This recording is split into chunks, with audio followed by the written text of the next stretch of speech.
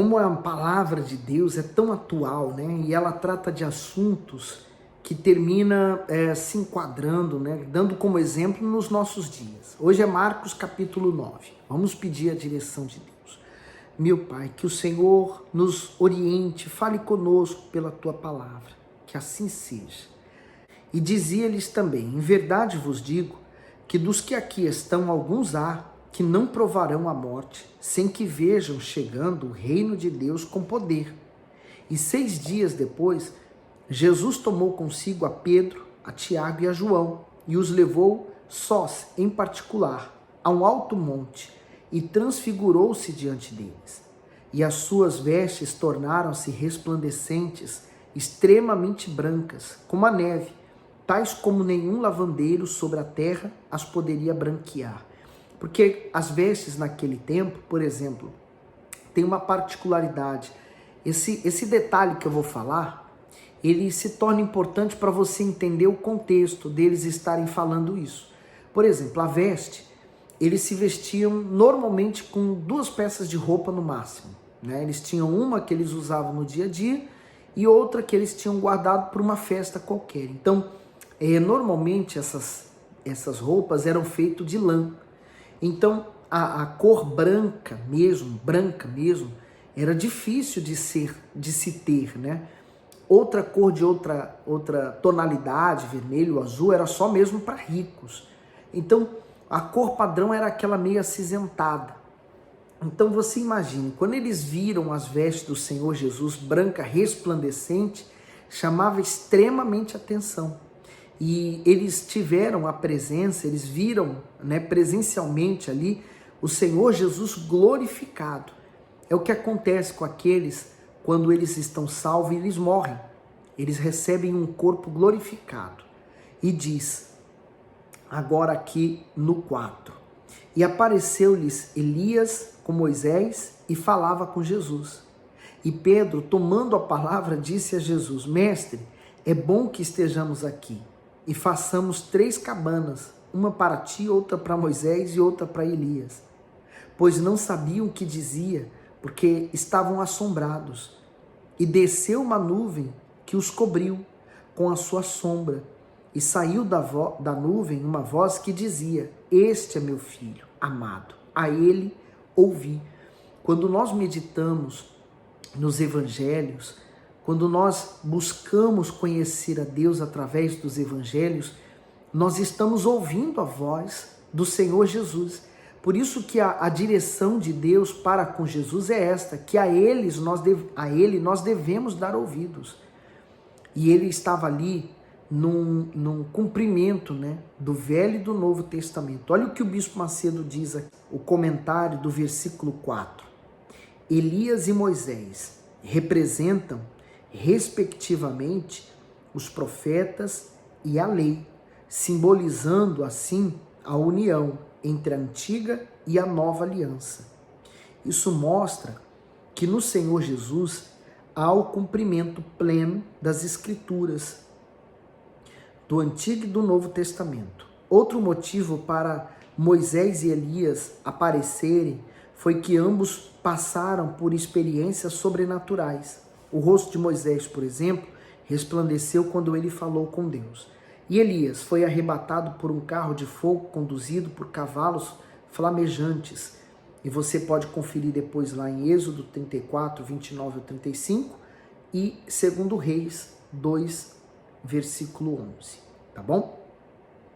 Continuando aqui no versículo 8 agora, e subitamente, tendo olhado em redor, ninguém mais viram, senão só Jesus com eles.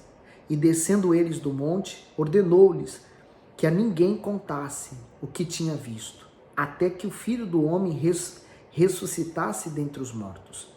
E eles retiveram o caso entre si, perguntando uns aos outros o que seria aquilo, ressuscitar dentre os mortos. E é bom que se lembre que ele já tinha falado isso muitas vezes, mas todas as vezes que Jesus ia falar sobre esse tema, ou eles estavam preocupados com alguma coisa, ou eles só conseguiam ouvir que Jesus ia morrer e não ouviam o resto, né? E aqui eles ouviram. Naquele momento eles Epa, mas o que é? Ressuscitado entre os mortos. E interrogaram-no, dizendo: por que dizem os escribas que é necessário que Elias venha primeiro? E respondendo ele, disse-lhes: em verdade, Elias virá primeiro, e todas as coisas restaurará. E como está escrito do Filho do Homem, que ele deva padecer muito e ser aviltado. Digo-vos, porém, que Elias já veio, e fizeram-lhe tudo o que quiseram, como dele está escrito. Porque havia uma profecia de que Elias iria voltar. E Elias, na verdade, aliás, o próprio João Batista, ele veio como profeta Elias, anunciando o retorno do Messias e o arrependimento dos pecados e a vinda do reino de Deus. Então, Elias, na verdade, por isso que Jesus falou que Elias já havia vindo. E aí diz no 14: e quando se aproximou dos discípulos, viu ao redor deles grande multidão e alguns escribas que disputavam com eles. E logo toda a multidão vendo, ficou espantada e correndo para ele o saudaram. E perguntou aos escribas: que é que discuti com eles? E um da multidão, respondendo, disse: mestre, trouxe-te o meu filho, que tem um espírito mudo. E este, onde quer que o apanhe, despedaçam, e ele espuma e range os dentes, e vai definhando. E eu disse aos teus discípulos que o expulsassem, e não puderam. E ele respondendo lhe disse: ó geração incrédula, até quando estarei convosco? Até quando vós sofrereis ainda? Trazei-mo. Quer dizer, eles poderiam ter expulsado aquele demônio, mas não foram capazes. E ali gerou uma grande confusão. Quer dizer, o diabo disseminou ali a raiva, o ódio, a mágoa um dos outros, e começou uma confusão. E Jesus ficou revoltado, né? Chamou ó geração incrédula. Ele não estava falando só dos discípulos. Eles estavam falando de todos ali, dos escribas, dos fariseus, criam em Deus também, e estavam ali para perseguir. E os discípulos que criam em Jesus. E aí trouxeram-lhe, e quando ele o viu, o Espírito viu Jesus, logo o Espírito o agitou com violência, e caindo endemoniado por terra, revolvia-se espumando. E perguntou ao pai dele: quanto tempo há que lhe sucede isso? E ele disse-lhe: desde a infância. E muitas vezes o tem lançado no fogo, na água, para o destruir. Mas se tu podes fazer alguma coisa, tem compaixão de nós e ajude-nos. Essa palavra é importante, se tu podes. Ele já estava tão incrédulo com respeito à resposta, né? Acredito eu que ele já deve ter corrido tudo e mais alguma coisa. E aqui ele fala: se tu podes. Ele continua no 23.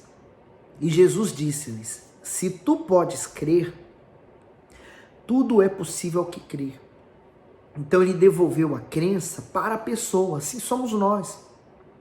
Se eu posso crer na minha cura, então a minha cura torna possível. Por exemplo, se você vai no médico por causa de uma questão que você está sentindo, um problema físico, aí o médico te receita um medicamento. Diante daquele medicamento, você pode crer, ter fé, comprar e tomar, e esperar ser curado. Então você teve uma fé natural no médico, que aquilo que ele receitou sabendo o que ele fazia. E você tomou crendo que aquilo poderia lhe curar. Agora, com respeito à palavra de Deus, é o sobrenatural. O médico diz assim: olha, não há cura, o seu problema é para sempre, se acostume com essa situação. E aí você fala: não, eu creio em Deus, eu creio na palavra dele, e eu creio que será possível ficar curado. Então, esse crer manifesta a cura e você fica curado. E nesse aspecto, você pode levar para qualquer área da sua vida. Se tu podes crer, então se eu posso crer, tudo me torna possível. No 24. E logo o pai do menino, clamando com lágrimas, disse: eu creio, Senhor, ajuda a minha incredulidade. E Jesus, vendo que a multidão concorria, repreendeu o espírito imundo, dizendo: espírito mudo e surdo, eu te ordeno, sai dele e não entre mais nele. E ele, clamando e agitando com violência, saiu, e ficou o menino como morto, de tal maneira que muitos diziam que estava morto. Mas Jesus, tomando-o pela mão, o ergueu, e ele se levantou. E quando entrou em casa, os seus discípulos lhe perguntaram à parte: por que o não podemos nós expulsar? E disse-lhes: esta casta não pode sair com coisa alguma, a não ser com oração e jejum. Tá vendo a importância da oração e também do jejum? A oração é o que nos liga a Deus, é a comunhão com Deus, é a intimidade com Deus. E o jejum é uma oração mais forte. O jejum tem por característica o negar a nossa vontade, o negar a nossa carne, rejeitar momentos de prazer. Por exemplo, você abre mão do café da manhã para que nesse período do café da manhã você vai estar em jejum, em oração. Seu corpo vai sentir fome, vontade de comer alguma coisa. Mas naqueles momentos de jejum você não vai comer, não vai se alimentar. Por quê? Porque você está no espírito de oração por um propósito. Esse é o jejum. Quantas horas? Isso é indiferente. O mais importante é que você, nesse período do jejum, por exemplo, você não se distraia com nada. No 30. E tendo partido dali, caminharam pela Galileia e não queria que alguém o soubesse, porque ensinava os seus discípulos e lhes dizia: o Filho do Homem será entregue nas mãos dos homens, matá-lo-ão, e morto ele, ressuscitará ao terceiro dia. Mas eles não entendiam essa palavra e receavam interrogá-lo. E chegou a Cafarnaum, e entrando em casa, perguntou-lhe: que estáveis discutindo entre vós pelo caminho? Mas eles calaram-se, porque pelo caminho tinham disputado entre si qual era o maior. E ele, assentando-se, chamou os 12 e disse-lhes: se alguém quiser ser o primeiro, será o último de todos e o servo de todos.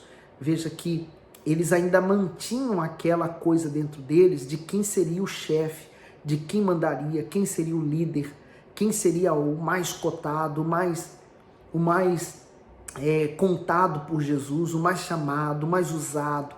Então, eles continuavam naquela: não sou eu sou melhor, eu conheço mais, eu estou mais perto do mestre, eu fui chamado dos 3, né? Ele tinha 12, só chamou 3 para subir ao monte. Então, aquilo gera neles uma coisa: mas vocês foram, mas nós também somos. E aquela coisa do ser humano, né? Coisa de menino, de criança mesmo. E Jesus, vendo isso, falou: tá bom, se alguém quiser ser o primeiro, né? Já que alguém quer mandar, então será o último de todos e o servo de todos. Esse é o exemplo, esse é o servo. É aquele que está ali não para ser servido. Nem o próprio Senhor Jesus veio para ser servido, ele veio para servir.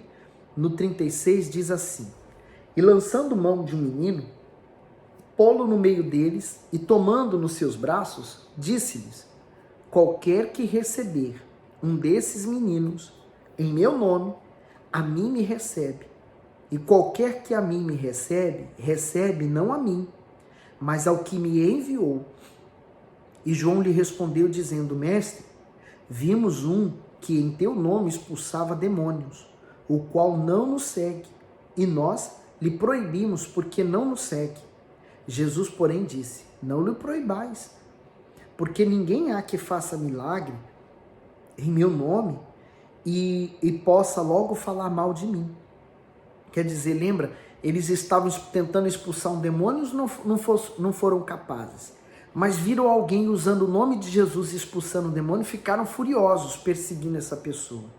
E aí Jesus falou assim: não, ninguém pode fazer algum milagre usando o meu nome e depois venha falar mal de mim. Não, essa pessoa está sendo usada por mim também. No 40, porque quem não é contra nós é por nós. Porquanto, qualquer que vos der a beber um copo de água em meu nome, porque sois discípulos de Cristo, em verdade vos digo que não perderá o seu galardão. E qualquer que escandalizar um desses pequeninos, que crê em mim, melhor lhe fora que lhe pusesse ao pescoço uma mó de atafono e que fosse lançado no mar. Essa pedra, ela tem toneladas, ela é muito pesada. E ele usa, né, uma coisa extremista, né? A pessoa amarrar uma corda numa pedra dessa e ser lançada nas águas para que ela venha cair na profundeza e essa pessoa morra. Aqueles que causam escândalos. Hoje, nos nossos dias, nós temos visto tantos escândalos, pessoas que estão saindo da obra, e o pior, né? O pior de tudo isso é quando elas saem e querem falar mal. Aí elas começam, desculpa a minha expressão, vomitar tudo de ruim que está dentro delas. E ela começa a influenciar a outros para aquilo que elas estão vomitando. Por isso você tem que ter o cuidado com aquilo que você assiste, com aquilo que você ouve, quem está falando, por que está falando, porque aquilo ali pode influenciar você e na sua salvação. E se a tua mão escandalizar, corta. Melhor é para ti entrares na vida aleijado do que tendo duas mãos ires para o inferno, para o lago que nunca se apaga, onde o bicho não morre e o fogo nunca se apaga. E se o teu pé te escandalizar, corta-o. Melhor é para ti entrares coxo na vida do que tendo dois pés serem lançados no inferno. Logo, no fogo que nunca se apaga, onde o bicho não morre e o fogo nunca se apaga. E se o teu olho te escandalizar, lança-o fora. Melhor é para ti entrares no reino de Deus com um só olho do que, tendo dois olhos, seres lançados no fogo no inferno, onde o seu bicho não morre e o fogo nunca se apaga. Então, quer dizer, ele está falando aqui de uma questão muito particular, né? Ele falou cortar o pé, cortar a mão, cortar o olho, tirar o olho, lançar fora o olho. Quer dizer que agora eu vou ter que tirar fisicamente? Não, não é isso que ele quer dizer. Ele quer dizer que se há algo que eu gosto, mas esse algo está me afastando de Deus, eu tenho que sacrificá-lo. Vou dar um exemplo que é mais fácil de ser percebido. Digamos, eu tenho amigos, eu vim para a igreja, vim buscar, estou buscando porque eu preciso de ajuda, preciso mudar, mas eu tenho meus amigos, cresci com eles, amo eles, são aqueles amigos inseparáveis, mas agora, por causa do meu sofrimento, eu tomei uma decisão de buscar Deus, e eles não, e eles começam a zombar de mim, eles começam a me criticar, a dizer que eu estou errado, que eu não devo ir, que eles são ladrões e tarará, tarará, aquela coisa que a gente já conhece muito bem. Mas eu amo eles, não quero deixá-los, mas quero continuar indo à igreja porque está me fazendo bem. E agora? O que eu faço? Bom, diante da igreja, salvação, minha alma e meus amigos, eu vou cortar minha relação com meus amigos e vou buscar minha salvação. E é nisso que às vezes a pessoa não consegue. Ela fala, mas são meus amigos. Então é como se Jesus dissesse assim, é melhor você ficar só, cortar a sua amizade, sentir a dor da perda dos seus amigos e ir para o céu assim, do que você ter todos os seus amigos e entrar no inferno com eles. Quer dizer, não vai valer a pena você ter amigos se você vai para o inferno. No inferno não vai valer nada a pena. Digamos que você tem riquezas e essas riquezas você guardou no coração. Então, quando você perde algo, quando alguém toca, alguém rouba, aquilo mexe com você, aquilo te fere. Então é melhor você não ter riquezas e ir para o céu do que você com as riquezas ir para o inferno. É mais ou menos isso. Mas aí você traduz para você. O que Deus tem pedido para você entregar? Seja, por exemplo, um vício, pornografia, vício do tabaco, do álcool, um vício qualquer de jogos. O que Deus tem pedido para você? Alguma coisa que você tenha feito ou tem feito e que tenha afastado você de Deus, que você precisa abrir mão. E ele conclui dizendo, porque cada um será salgado com fogo e cada sacrifício será salgado com sal. Bom é o sal, mas se o sal se tornar insípido, com que o temperareis? Tende sal em vós mesmos e paz uns com os outros. O bispo Macedo diz assim: salgado com fogo. Ao dizer que cada um será salgado com fogo, o Senhor Jesus faz uma analogia com os sacrifícios feitos no passado. No Antigo Testamento, os sacrifícios eram salgados para serem conservados de qualquer impureza, a fim de não se deteriorarem. Com isso, o Messias explica que, do mesmo modo, seremos salgados, não com sal, mas com fogo, a fim de sermos preservados de toda forma de deteriorização espiritual, injustiça e pecado. Isso significa que, para nós conservarmos puros e incorruptíveis na luta diária, devemos fazer renúncias constantes e sacrificar as vontades carnais em prol da vontade de Deus. Quer dizer, por isso que ele fala, né? Porque cada um será salgado com fogo. Porque quando eu sou obrigado a negar a minha vontade, eu estou me purificando na verdade. E por último, o bispo Macedo, comentário, diz assim: tende sal em vós. O Senhor Jesus usa o sal como uma metáfora para exemplificar o valor de um verdadeiro discípulo. Na época, o sal era valioso, pois além de dar sabor aos alimentos, os conservava das impurezas e da deteriorização. O mestre usa esse importante elemento para dizer que, assim como os sal, nascidos de Deus são essenciais ao mundo, isto é, os justos, por meio da força do seu comportamento, do seu caráter e da sua justiça, influenciam positivamente as pessoas. São eles que dão sabor ao mundo, quer dizer, preservam valores que por causa do pecado foram totalmente esquecidos pela sociedade. E o sal também, ele era um meio, por exemplo, quando ele era insípido, né? Quando ele perdia a sua essência, então, quando nevava, eles pegavam aquele sal ruim, que já não prestava, deitavam ao chão para que as pessoas pisassem nele e não escorregassem por causa da neve, né? A versão B diz assim: paz uns com os outros.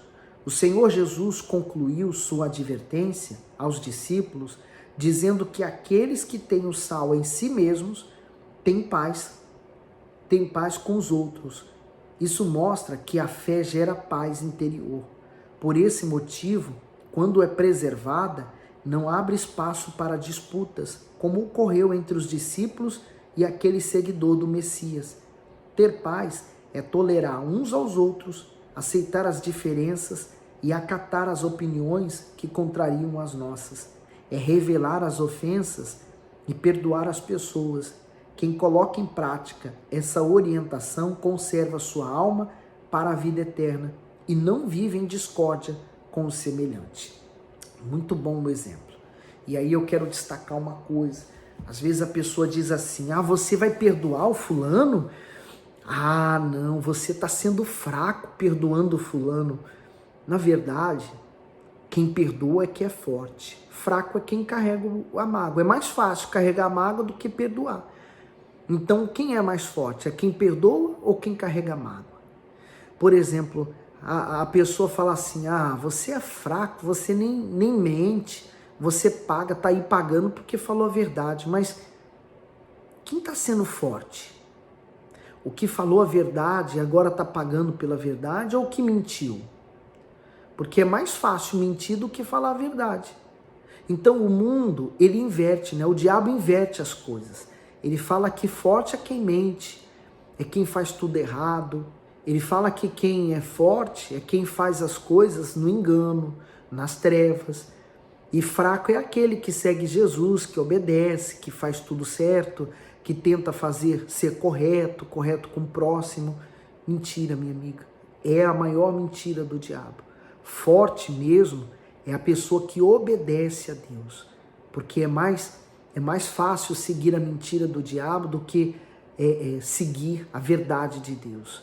A verdade de Deus exige sacrifício. E só os fortes conseguem. Tá certo? Que Deus abençoe e ilumine você ainda mais. Fiquem com Deus.